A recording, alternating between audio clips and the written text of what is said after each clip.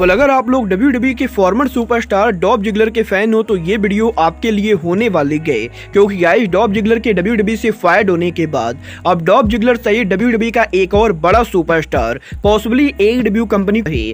Tony Khan के CM पंक के fight करने के अनाउंसमेंट को लेकर टोनी खान का काफी बड़ा स्टेटमेंट आ चुका है। AEW के brand new pay per view wrestle dream के बाद AEW इस साल एक और नया पेपर व्यू करने वाली है। AEW के इस हफ्ते रैम्पेज ग्रैंड स्लैम के ऊपर AEW में 2 रेसलर बड़ा बवाल करने वाले हैं। तो गाइज वहीं क्रिश्चियन केज के AEW में फ्यूचर प्लान को लेकर बैक स्टेज से काफी बड़ी अपडेट आ चुकी है। तो गाइज चलिए बिना किसी देरी के शुरू करते हैं इस वीडियो को। और सबसे पहले बात करेंगे WWE के रेसलर्स के फायर्ड होने की। वेल ये बात तो मैंने आप लोग को ऑलरेडी कल रात को एलीट मेनिया ओरिजिनल चैनल पर बता दी गई कि WWE की तरफ से डॉल्फ जिगलर सहित WWE के 10 रेसलर को फायर्ड कर दिया गया है। और गाइज यहाँ पर आज भी WWE की तरफ से WWE बहुत सारे रेसलर्स को फायर्ड करने वाली गए। और गाइज यहीं अब जिगलर के WWE से फायर्ड होने के बाद डॉल्फ जिगलर सोशल मीडिया पर लगातार ट्रेंड कर रहे गए, जहां पर जॉन सीना और बिगी के साथ WWE के some of the biggest superstar Dolph Ziggler के WWE के करियर को ट्रिब्यूट दे रहे गए। और यहीं अब डॉल्फ जिगलर के WWE से फायर्ड होने के बाद सोशल मीडिया पर AEW सुपरस्टार शॉन स्पीयर्स ने जहां पर AEW superstar Shawn Spears tweet करते हुए ये कहते गए कि वो हमेशा से डॉल्फ जिगलर के बहुत ही बड़े फैन रहे गए।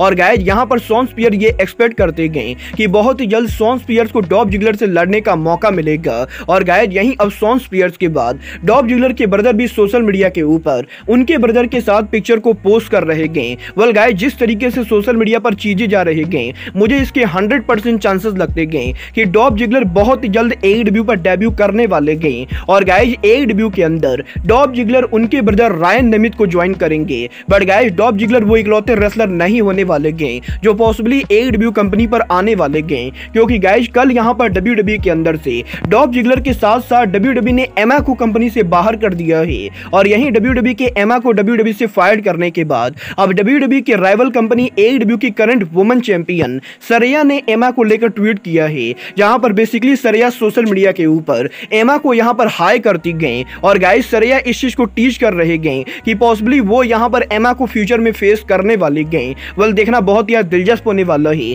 कि इस बार WWE किन किन रेसलर्स को रिलीज करती गए और गाइस WWE के वो कौन कौन से रेसलर्स होते गए जो डॉल्फ जिगलर और एमा के साथ AEW कंपनी को ज्वाइन करते गए। वेल गाइस आप लोग WWE के किन रेसलर्स को AEW में देखना चाहते हो, आप लोग मुझे कमेंट करके बताइए। बट गाइस चलिए फिलहाल आगे बढ़ते और बात करते हैं AEW के कल होने वाले रैम्पेज ग्रैंड स्लैम की। वेल गाइस वैसे तो मैं रैम्पेज को लेकर स्पॉइलर कम ही बताता हूँ, बट गाइस क्योंकि मैंने यहाँ पर एक न्यूज को काफी ज्यादा कवर की गई, तो गाइस ये मेरी रिस्पॉन्सिबिलिटी है कि मैं आप लोग को उस न्यूज के बारे में पहले बताऊं। वेल गाइज ये बात तो मैं आप लोग को पिछले 15 दिन से लगातार बता रहा हूं कि AEW के farmer tag team partner Santana Otis के बीच में रियल लाइफ में हिट चल रही गए। और गाइज ये दोनों सोशल मीडिया के ऊपर लगातार एक दूसरे को मॉक कर रहे गए। और यहीं इन दोनों के बैक स्टेज पर रियल ड्रामे के बाद अब AEW के इस हफ्ते रैम्पेज ग्रैंड स्लैम के ऊपर सैंटाना ओटिस AEW के ऑन स्क्रीन पर ड्रामा करने वाले हैं, क्योंकि गाइज यहाँ पर PWI इंसाइडर ने इस चीज को कंफर्म कर दिया है कि इन दोनों के बैक स्टेज पर रियल हिट होने के बाद भी AEW के मैनेजमेंट ने इन दोनों को साथ में काम करने को लेकर मना लिया है। और गाइस जो इन दोनों के बीच में रियल लाइफ में हिट है, अब उस हिट को AEW के ऑन स्क्रीन पर लाया जाएगा।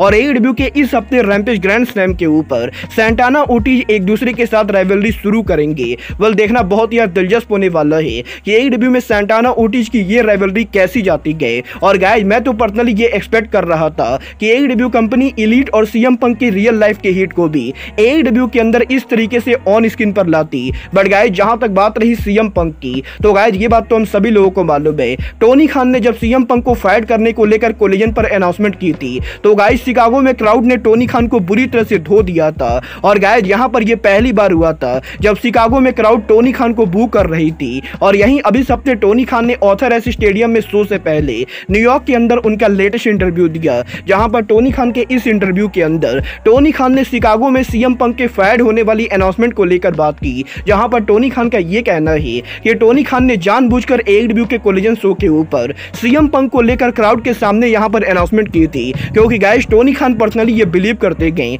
कि शिकागो में AEW के उस कोलिजन को देखने के लिए जितने भी लोग आए थे, वो लोग यहां पर CM पंक को एक्सपेक्ट कर रहे थे। और गाइस अगर यहां पर AEW कंपनी बिना किसी अनाउंसमेंट को उस शो के ऊपर CM पंक को फीचर नहीं करती, तो गाइस ये यहां पर फैंस के साथ बहुत ही बड़ा धोखा अनोखा होता। और गाइज इसीलिए टोनी खान ने शो के शुरू होने के पहले ही खुद सामने जाकर क्राउड को यह बताना जरूरी समझा कि सीएम पंक यहां पर शो पर अपीयर नहीं होंगे। गाइज यहां पर टोनी खान का यह कहना है कि सीएम पंक के AEW से फायर्ड होने के बाद टोनी खान को यह बात बढ़िया से मालूम है कि हर कोई टोनी खान से सीएम पंक को लेकर बातें करने वाला है और हर कोई यहां पर यह जानना चाहता है कि सीएम पंक के कॉन्ट्रैक्ट के अंदर नॉन कम्पीट क्लॉज है या नहीं और सीएम पंक आगे अब क्या करेंगे। बट गाइज यहां पर टोनी खान लीगल रीजन की वजह से किसी भी इंटरव्यू के अंदर सीएम पंक को लेकर बात नहीं कर सकते गए। और गाइज टोनी खान सिर्फ इतना ही कहना चाहेंगे कि पिछले 2 साल में सीएम पंक ने AEW में जो कुछ भी किया, टोनी खान उन सभी चीजों के लिए बहुत ही ज्यादा थैंक्सफुल है। और गाइज टोनी खान ये होप करते गए कि सीएम पंक उनके करियर में आगे जो भी करेंगे वो सीएम पंक के लिए बढ़िया होगा।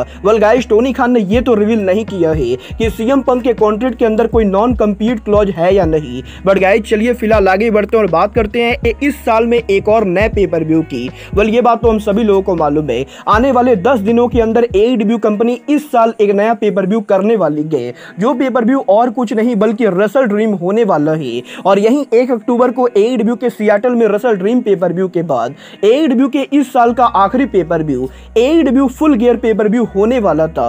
और AEW कंपनी पिछले 4 साल से हर साल के आखिरी में फुल गियर पेपर व्यू को करती गए। बट गाइज अब यहां पर इस साल AEW कंपनी फुल गियर के बाद एक और नया पेपर व्यू करने वाली गए। और जैसा कि मैं आप लोगों को ऑलरेडी ये बता चुका हूं कि वार्नर मीडिया अब 1 साल के अंदर AEW कंपनी के साल में 12 पेपर व्यू चाहती गए। तो गाइज इसीलिए वार्नर मीडिया के डिमांड करने के बाद टोनी खान अब यहां पर इस साल के अंदर अभी यहां पर 3 और पेपर व्यू करेंगे, जहां पर टोनी खान के 1 अक्टूबर को रसल ड्रीम करने के बाद टोनी खान 18 नवंबर को फुल गियर पेपर व्यू करेंगे। और उसके बाद साल के एंडिंग के ऊपर 29 दिसंबर को टोनी खान एक और नया पेपर व्यू करेंगे। वेल यहां पर अभी तक ये कंफर्म नहीं हुआ है कि 29 दिसंबर को AEW कंपनी जो नया पेपर व्यू करेगी उस पेपर व्यू का नाम क्या होने वाला है। बट गाइड यहां पर बैक स्टेज से ये रिपोर्ट आ रही है कि इस साल AEW के 3 और पेपर व्यू करने के बाद अब अगले साल से AEW के अंदर AEW कंपनी हर महीने एक पेपर व्यू करने वाले गए। और अब यहां पर 1 साल के अंदर आप लोगों को करीबन 12 पेपर व्यू देखने को मिलेंगे। वेल गाइस देखना बहुत ही दिलचस्प होने वाला है कि 29 दिसंबर को AEW उनका कौन सा नया पेपर व्यू लाती गए। बट गाइस जहां तक बात रही AEW के फ्यूचर सोच की, तो गाइस यहीं अब AEW के अंदर क्रिश्चियन केज के फ्यूचर को लेकर काफी बड़ी अपडेट आ रही है। वेल ये बात तो हम सभी लोगों को मालूम है कि AEW के इस हफ्ते डायनामाइट शो के ऊपर क्रिश्चियन केज ने डार्बी एलन को AEW के कोलिजन शो के ऊपर ट्रिपल थ्रेट मैच में TNT चैंपियनशिप के लिए चैलेंज किया है। और गाइस यहीं अब AEW के अंदर क्रिश्चियन केज के एक्चुअल TNT चैंपियन बनने को लेकर बैक स्टेज से बहुत बड़ी अपडेट आ चुकी है। वेल गाइस इस हफ्ते फाइटफुल ने इस चीज को कंफर्म किया है कि पॉसिबली इस हफ्ते AEW के कोलिजन शो के ऊपर क्रिश्चियन केज डार्बी एलन और लुचासोरस को बीट करने वाले गए। और पॉसिबली इस हफ्ते AEW के कोलिजन शो के ऊपर क्रिश्चियन केज एक्चुअल में AEW के TNT चैंपियन बनेंगे। और AEW के बैक स्टेज से रिपोर्ट आ रही है कि पिछले कुछ महीनों से जिस तरीके से AEW के अंदर क्रिश्चियन केज लगातार एक शानदार हील का रोल प्ले कर रहे गए, उसके बाद AEW के मैनेजमेंट क्रिश्चियन केज से काफी ज्यादा इंप्रेस चल रही गए। और गाइस करंटली यहां पर AEW के बैक स्टेज के ऊपर क्रिश्चियन केज को फ्यूचर में वर्ल्ड चैंपियन बनाने को लेकर भी बातें चल रही गई। वेल गाइस मैं यहां पर AEW के मैनेजमेंट से पूरी तरह से एग्री करता हूं। और गाइस मुझे भी इस चीज की तगड़े चांसेस लगते गए कि क्रिश्चियन केज को AEW के अंदर एक ना एक बार वर्ल्ड चैंपियन जरूर बनाना चाहिए, क्योंकि गाइस मुझे तो क्रिश्चियन का हील वर्क काफी ज्यादा पसंद आ रहा है।